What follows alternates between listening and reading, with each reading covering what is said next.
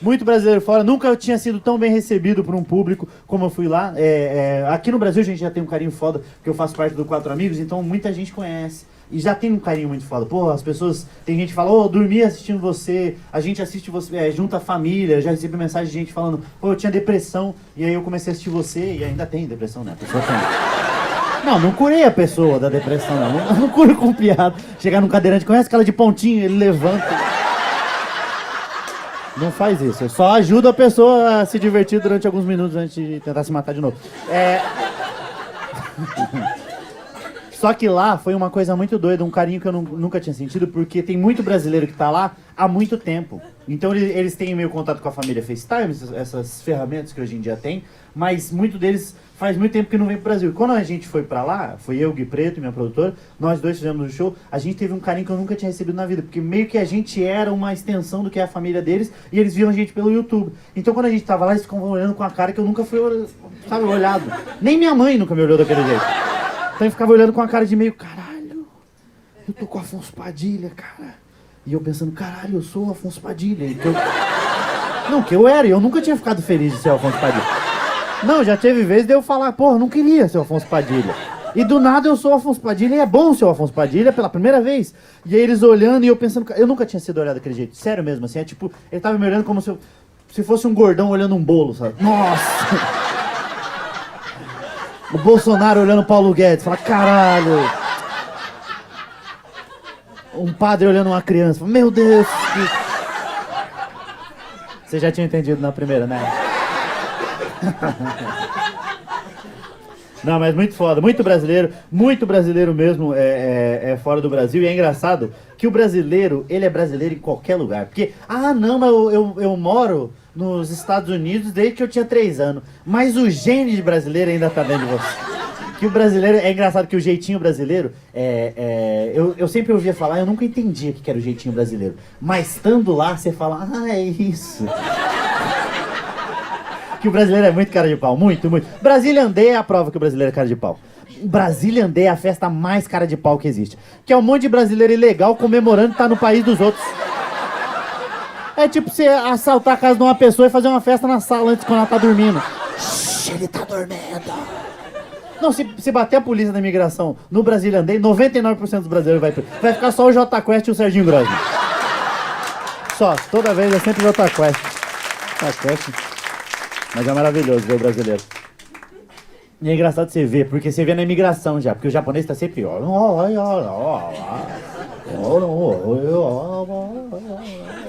Você vê o alemão...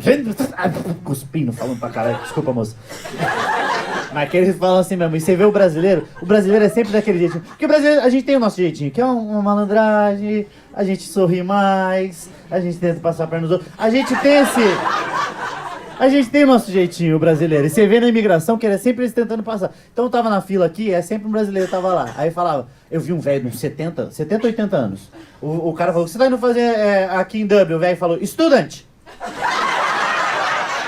Falei, velho, o cara de pau do cara. E eu louco pra ver como falava supletivo em inglês. Vai, como que é supletivo? Vamos ver. Velho, cara de pau. Não, e o brasileiro é assim, porque ele vai enrolando a pessoa e de repente você nem sabe que você tá sendo enrolado. Eu sei disso, porque eu tenho picareta na família. Meu irmão mais velho, meu irmão mais novo. Meu irmão é menos, mas o mais velho, mano, ele já tirou, juro pra vocês, uma moto no meu nome, 2 carros no nome da minha mãe, 2 carros no nome do meu irmão mais novo, 1 carro no nome da ex-namorada dele e um do meu tio. Todos deu busca e apreensão.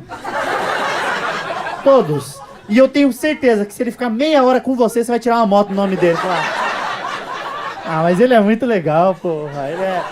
Porque ele é a personificação do jeitinho brasileiro. Porque o brasileiro é isso, a gente vai envolvendo a pessoa, vai envolvendo o gringo, de repente o gringo tá sendo enrabado, fala what não, é o Wellington.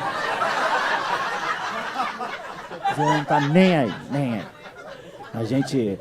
E eu fiquei lá, e sabe o que é muito doido? Porque são países muito bons, cidades muito boas, Londres, Dublin, etc. Só que eu tava lá e eu tava pensando, eu não conseguiria morar lá. Eu sou muito brasileiro pra morar lá. Muito mesmo. Eu sei que lá tem muita, como que é o nome? Regra. Então... é muito difícil ser brasileiro lá. Que o brasileiro, ele é meio, vamos, gente, vamos. E eles não, passa direitinho na faixa. E o brasileiro, você vê metendo o brasileiro. Teve uma hora que eu precisava mijar. E não tinha nada aberto, era 2 da manhã. E eu precisava mijar, eu falei, vou mijar. Eu vi um lugar que dava pra mijar que ninguém ia ver, eu falei, vou meter o brasileiro, vou mijar. Falei, vou mijar. A mulher falou, não. Eu falei, ninguém vai ver, vou mijar. A hora que eu fui pra mijar, eu virei pra mijar, a mulher falou, se a polícia passar e pegar você é 200 libras. Eu não sei quanto se vocês sabem quanto que é a libra, vale quantos reais. É tipo todo o nosso dinheiro, a libra. Então 200 reais eu ia ficar o resto da minha vida trabalhando lá. A hora que eu fui mijar, ela falou, 200 libras. Meu pau falou, não é melhor deixa? Mas é engraçado. Nunca tinha ido pra Europa, eu cheguei lá, liguei pra minha mãe, a primeira coisa que eu fiz, liguei pra minha mãe e falei, mãe, tô na Europa. Ela falou, já foi? Falei, já foi. Ela falou, passou no concurso. Eu falei, não tem nada a ver com concurso. Vim fazer stand-up. Ela falou, stand-up. E aí? Eu falei, tô aqui já. Ela falou, aonde na Europa? Falei, em Lisboa. Ela falou, que língua que fala aí? Eu falei, português. Você é idiota, né, Afonso? Se eu for no quarto, se você estiver no quarto, Afonso. Se você estiver no quarto, eu vou te bater tanto, Afonso. Falei, mãe, eu tô em Lisboa. Ela falou, tá falando português, Afonso? Falei que eles falam português. Eu falei, então eu sou bilíngue, então. Falei, não, você é unilingue. Ela falou, não vem com esse negócio de unilingue não, que eu sou tua mãe. Saí riu mais quem viu as outras temporadas. Também, tem que ter, às vezes tem que ter o conhecimento mais. Tem que fazer as piadas pra esse pessoal mais específico, assim. Ah, por que eles estão rindo mais? Porque eles merecem. Tá bom? Merece. Eles estão assistindo eu mais.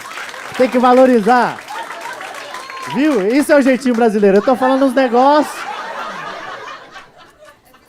Mas falei, é fidelidade.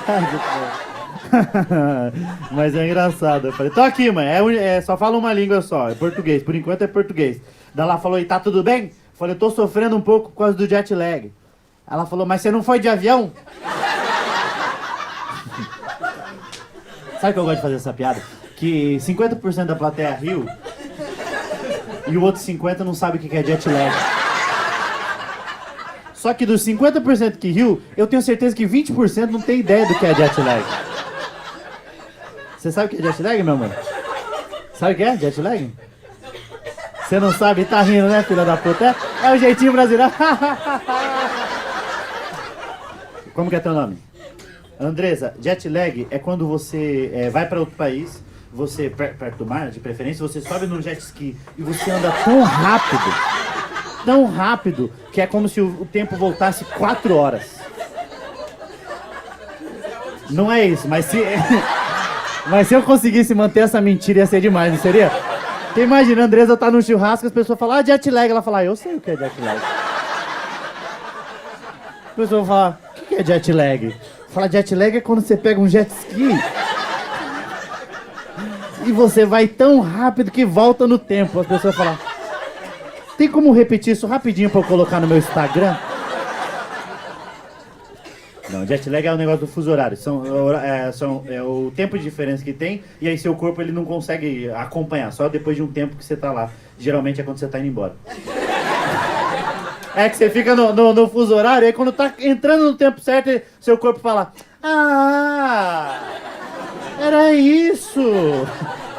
Era só você ter me falado que a gente ia combinar o negócio, da próxima vez você me avisa. É só eu atrasar o seu relógio biológico, em 4 horas você fala, Aí ele fala, então tá bom, só que você já voltou pro Brasil. Aí fudeu todo o teu negócio de novo. E é muito doido que a gente tem um negócio de... Eu fiquei com o mesmo horário do Brasil, eu fiquei no relógio de pulso. E aí no celular automaticamente atualizou e na minha cabeça tava outro. Então dava um negócio meio... Que horas são? Eu olhava aqui, aí eu olhava aqui, dava meio um derraminho assim, eu falava... Só que é doido porque a gente tá lá, só que querendo ou não tem uma preocupaçãozinha com o Brasil. E eu com o horário aqui, toda vez que eu olhava... Que horas são? Eu olhava no celular, eu olhava aqui e falava... O que será que eu ia estar fazendo no Brasil? Sempre, foda-se, eu sempre... O que será que eu ia estar fazendo? E 80% das vezes era batendo punheta.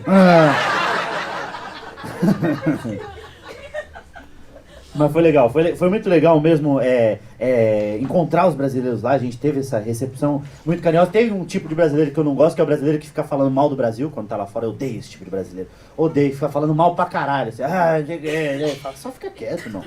Não, que no Brasil não tem isso daqui que a gente tem essa segurança. Fala, não, mas o Brasil também é bom. Não, mas no Brasil não tem isso daqui que eu tenho, que eu ganho desse jeito que eu ganho. Lá eu tenho que trabalhar 4 anos pra ganhar o que eu ganho aqui em um mês. Você Fala, não, mas o Brasil também vai. Mas no Brasil, você fala, o que você fazia no Brasil? Eu falei, eu era médico. Falei, aqui eu sou mendigo, mas ó, aqui eu... Não dá o seu.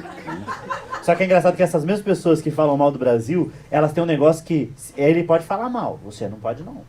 Você é o gringo, eu digo. Que a gente tava numa roda de pessoas e esse, o Brasil, aí um gringo falou, is Brasil is more or less.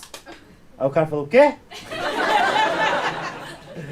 Brasil is danger. Ele falou, danger é teu cu. O cara já falou. É tipo, irmão, eu posso falar mal, você não pode não, arrombado. Só que realmente eles falam muito sobre um negócio chamado de segurança lá, que o brasileiro ele tem a coisa do jeitinho brasileiro, a gente tem o nosso jeitinho. Mas não é por maldade, é nosso jeito.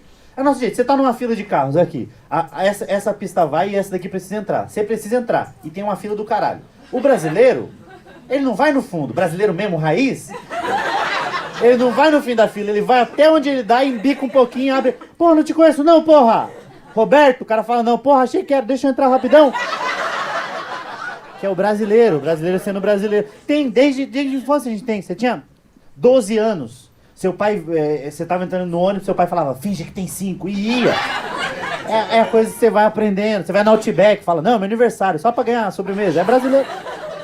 E aí eles falam, não, existe diferença. E eles falavam muito da segurança. Da segurança que tem lá, a segurança que tem na Europa. E eu vi uma coisa que eles têm, que realmente a segurança deles é muito foda, só que eles têm uma coisa que deu um pouco de inveja, que não era segurança, era a confiança que o gringo tem, que o brasileiro perdeu em algum momento. Eu não sei como, mas a gente tinha. O brasileiro tinha essa confiança. Lembra? Eu não sei quem é daqui dos anos 90, anos 80, teve uma época que o muro era desse tamanho. Você lembra disso? O muro era... Só um bandido não conseguia roubar a tua casa. O resto das pessoas conseguia tranquilamente. Aí a gente foi perdendo confiança, foi aumentando o número de câmeras, etc. Só que lá eles ainda é muito isso. Tem um monte de casa assim, sem muro, que você nem é assaltante, mas você passa... Nossa, dava tranquilamente pra pegar aquela coisa.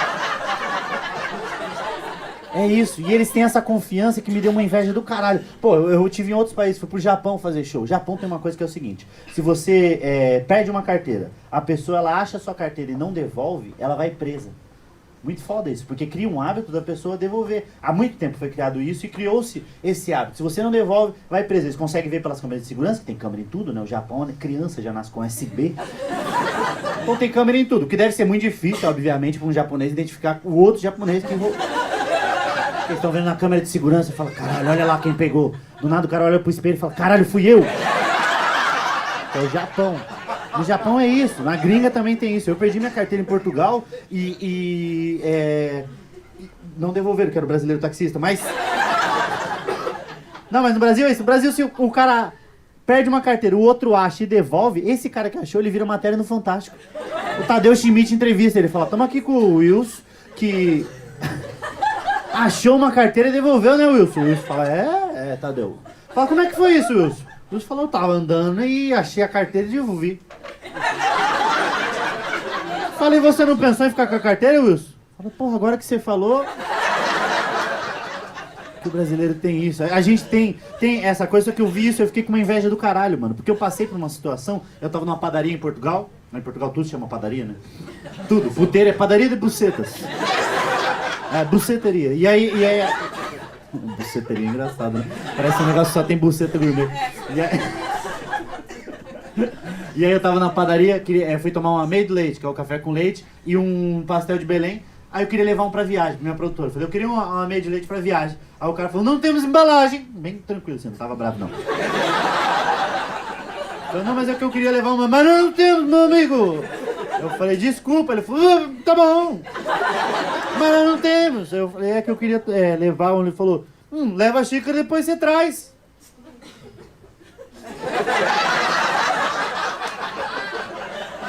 Eu falei, no Brasil isso nunca funcionaria. No Brasil nunca. A gente ia emprestar a xícara, amarrar uma corda na ponta da xícara. Quando a pessoa terminasse de tomar, a gente ia pescar a xícara. No bagulho. Só que eu fiquei com inveja, de verdade, eu fiquei com inveja, mas eu tive duas coisas que aconteceram. Eu fiquei com muita inveja, obviamente, eu falei, pô, o Brasil podia ter isso, a gente podia reaver de alguma maneira, ainda mais agora, nesse momento que a gente tá vivendo, de todo mundo meio que não comprou e voltar a ter essa confiança, e eu vi isso acontecendo, me deu uma inveja do caralho mesmo sim, porque eu queria que isso tivesse de novo, só que eu fiquei feliz, por outro lado, porque eu ganhei 2 xícaras. Então... Nunca gostei de... Nossa, eu era uma bosta trabalhando. Eu era demitido de todo... Eu nunca cheguei a pegar seguro-desemprego. Sabia? Eu não sei quantos meses precisa pra pegar seguro-desemprego. Quantos são? 6. Olha aqui o povo que só trabalha 6 meses e é mandado embora. Sempre tem uns que conta direitinho e fala, agora eu posso ficar mais 6 em casa. Não, mas eu nunca cheguei, porque eu era demitido muito. Todo lugar eu era mandado embora. Aí chegou uma época na minha vida que eu falei, quer saber, trabalhar não é pra mim. Olha o pensamento. E aí eu falei, vou ficar só em casa, porque aí ninguém pode mandar embora. Foda-se. Aí ninguém pode mandar embora? Pode, minha mãe, mas ela não vai mandar, porque eu sou filho dela, então foda-se. Eu não vou embora, ela é minha mãe, então eu não vou ficar em casa. Eu falei, ninguém pode mandar embora. E aí eu ficava assistindo TV o dia inteiro. TV o dia inteiro, assim, ó. Aí um dia eu tava assistindo televisão, do nada entrou o Justo e falou, você tá demitido. Eu falei, em casa? Vai se... Mano, mas eu odiava trabalhar. Teve um emprego que eu saí na hora do almoço, nunca mais voltei pra esse emprego. Saí e falei, foda-se, não vou voltar, foda-se. Eu tinha muita vontade de voltar um dia agora, depois de 10 anos, e sentar e começar a trabalhar como se nada tivesse acontecido. Você trabalha aqui? Fala assim, eu tava almoçando só. Onde você foi almoçar? Fala, no Japão, fui a pé.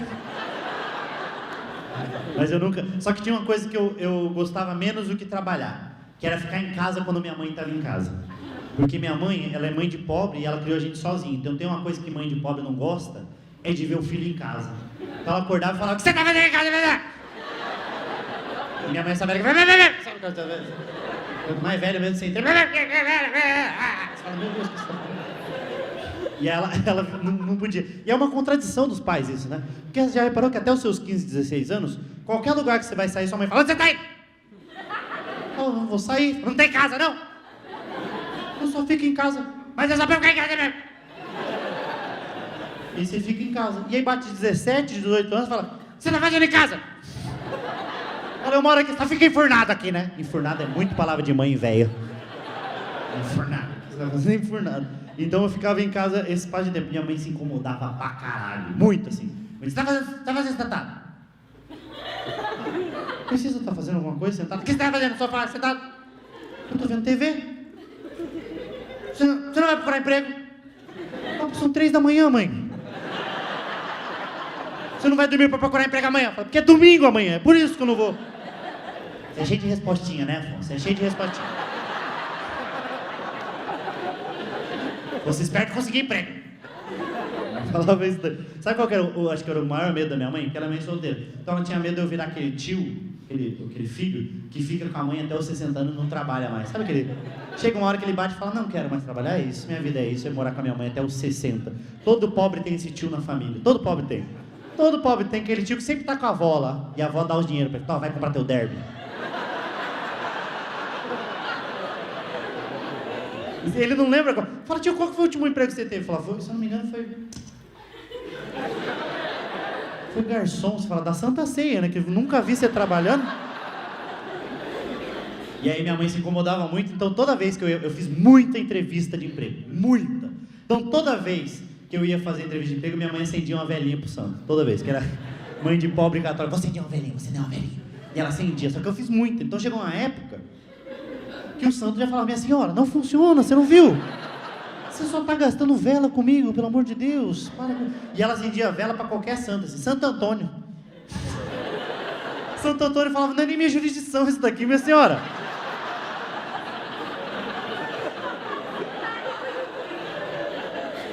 E aí eu fiz cara, eu fiz muita entrevista de emprego, você não tem noção. E aí eu tinha sempre um problema que era na entrevista ou na dinâmica, que é o pessoal que chama gente do RH. É esse, eu lembrei agora. Tem alguém do RH aqui hoje? Tem alguém que trabalha com RH? Ergue a mão, por favor. Não vai falar nem fudeira, mas tem. Deve ter alguém, não é possível. Ali no canto. Tudo bem, moça? Você trabalha com RH? De qual empresa? Não é daqui? Você trabalha com Inodê? Eu sou RH de mim mesma. Mas da onde é a empresa? Hã? Guaíba? Tá, mas qual é a empresa? Hã? De elevador? Que bosta. Não, tô sacaneando. Você contrata elevador, fala, você foi um... Quais suas últimas experiências? Fala, eu era elevador de um prédio em construção. Não, tá aqui. Tem mais alguém do RH?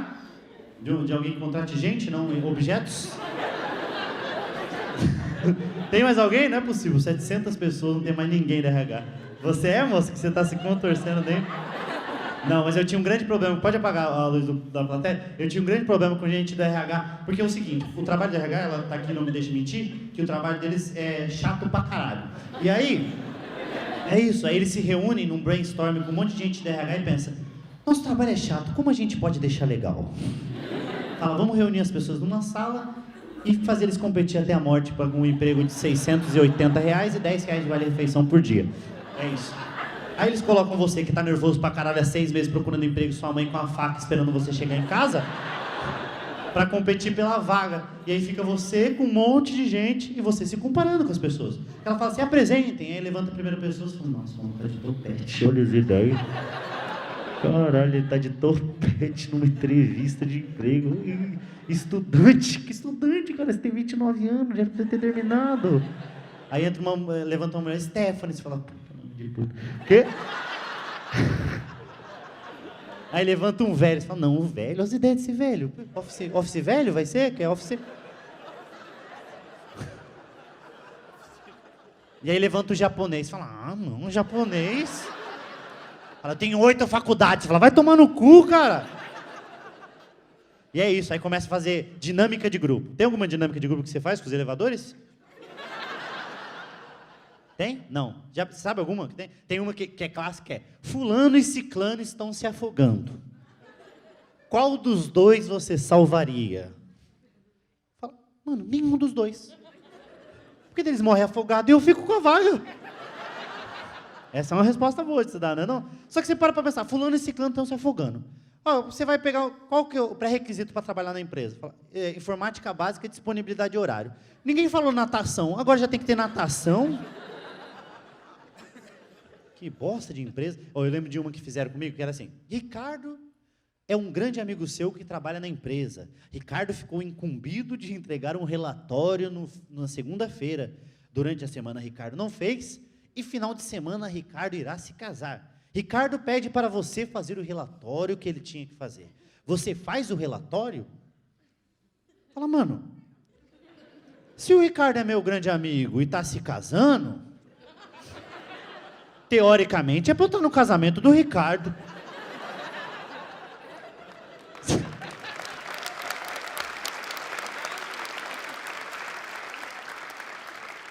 Se eu não estou no casamento do Ricardo, ele não me convidou. Falando, mas o Ricardo não existe. Falei, então por que você está fazendo brigar com um amigo que eu não nem existe?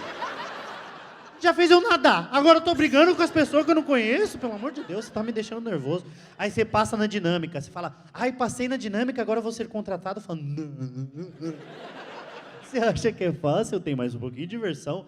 Agora é entrevista de emprego. Aí você vai para a entrevista.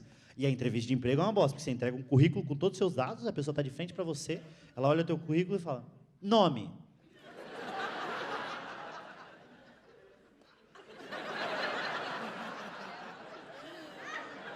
Currículo vitae não é, né? Ou embaixo do currículo vitae. Idade. Não, tá escrito aqui, pelo amor de Deus. Como que você foi contratado? Se você não sabe ler, agora eu tô tendo que... E aí vocês fazem perguntas pra nós, você sabe que a gente mente, né? Você sabe que... O pessoal da RH sabe que a gente mente, que eles estão mentindo pra nós que vão contratar, e a gente tá mentindo que a gente sabe que vai ser contratado. Então eles fazem umas perguntas que todos fazem. Eu escrevi várias perguntas que já foi feito pra mim, eu fui lembrando e com ódio e chorando, e aí... Lembrando e anotei. Primeiro que a primeira pergunta é, por que você quer trabalhar na empresa? Fala, porque eu tô desempregado, por isso que eu quero trabalhar na empresa. Se eu fosse elevador de alguma empresa, eu não queria trabalhar como elevador na sua empresa. Por que você saiu do último emprego? Você sabe que essa pergunta ninguém nunca falou a verdade na vida, né? Ninguém falou, eu fui pego batendo punheta no trabalho. Eu roubei um computador, o chefe não gostou e me mandou embora. Eu caguei na mesa do chefe. Ninguém fala, ninguém... Por que você saiu do último emprego? Eu lembro que uma vez eu respondi que eu tinha saído, eu não sabia. Eu tava nervoso, porque eu não queria chegar em casa, sem emprego. Aí o cara falou, por que você saiu do último emprego? Eu falei, meio que eu fui mandado embora.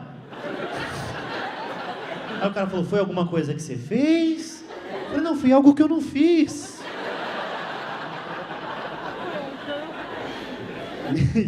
E aí, porque ninguém fala, as pessoas costumam falar, ai, que tava tendo corte de pessoal. Mas quantas pessoas foram cortadas? Eu falo, não, foi meio que só eu, só. Só estavam cortando as pontas.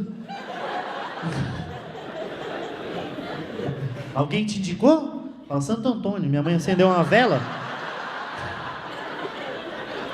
Cara, uma vez eu fui numa entrevista que a mulher queria inovar, eu acho que ela era nova no negócio, ela falou, se fosse pra você ser uma personalidade, qual você seria? Eu falei, qualquer uma. Ele falou, qualquer uma. Eu falei, seria... Não, que eu me comportava tranquilo, não ficava nervoso, não.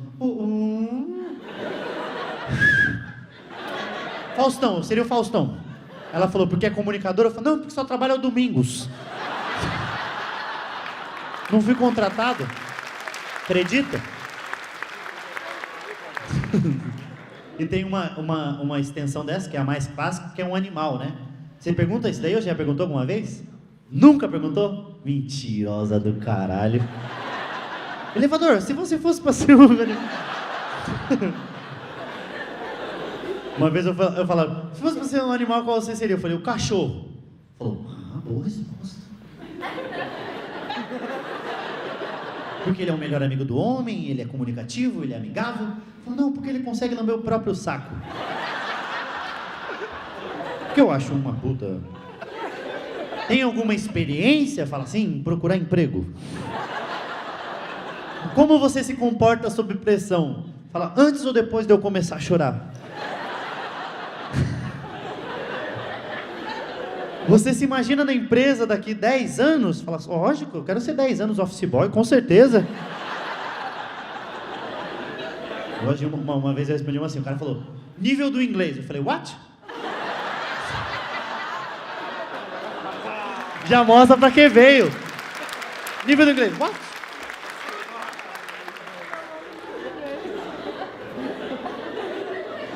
Tem mais. Tá, tem uma que é clássica, que sempre tem, que é uma qualidade, um defeito. Ah, essa não dá. Porque todo mundo sabe que vai ser perguntado e todo mundo fica surpreso. Fala, o quê? What? Uma qualidade, um defeito. Uma qualidade, um defeito, eu sei, né? Uma qualidade, um defeito.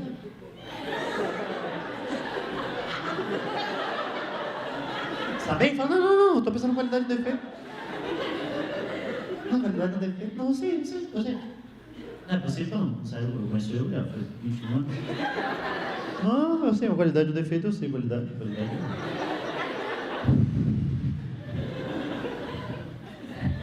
Não, vou responder. Qualidade. Qualidade que